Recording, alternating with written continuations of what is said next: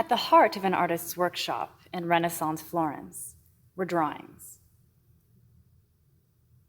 This exhibition is dedicated to one of the great draftsmen of the age.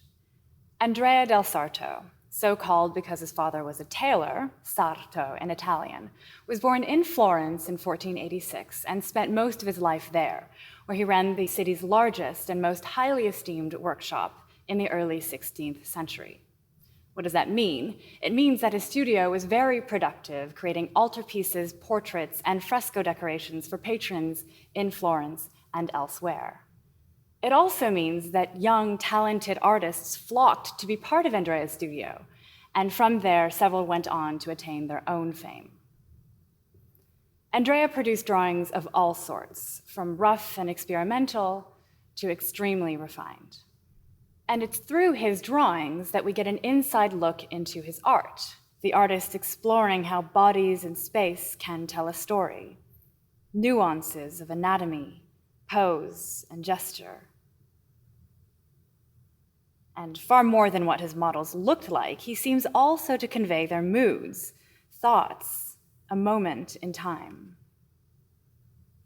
Many of his drawings can be connected to paintings, but of course just matching them up isn't the point. Each drawing tells its own story.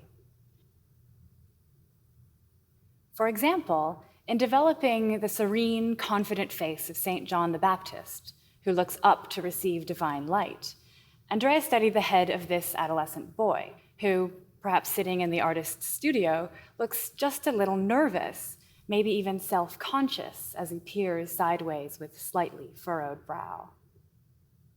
To prepare this figure of an apostle, heavily draped in garments for an altarpiece, Andrea studied this live model, probably one of his own studio assistants, in his underwear. Yes, it was conventional in the Renaissance for artists to study models nude or partially nude, even if later on they would cover them with clothing. This is the first major exhibition devoted to the art of Andrea del Sarto ever held in the United States. Organized with the J. Paul Getty Museum in Los Angeles, it is an unprecedented gathering of works on loan from a host of international museums.